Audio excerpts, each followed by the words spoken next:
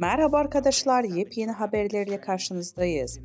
Birsen Altuntaş dava sürpriziyle gündem oldu. Elçin Sango'ya cevabı gecikmedi.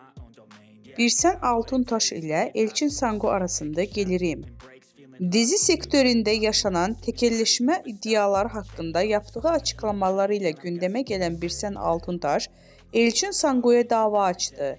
İkili arasında yaşanan atışmalardan sonra Elçin Sango Birsel Altuntaş'a gerilmişti. Elçin Sango Birsel Altuntaş'a sürpriz yapacağını söyleyerek kavganın fitilini ateşlemişti. Daha sonra belgelerle konuşan Elçin Sango, bu durum üzerine iki sürpriz daha yaptı. Sosyal medya hesabından Altuntaş'a dava açtığını duyurdu. Birsen Altuntaş'tan cevap.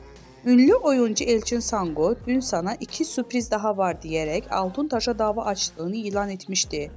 Birsel Altuntaş seninle son kez muhatap oluyorum diyerek dava açmıştı.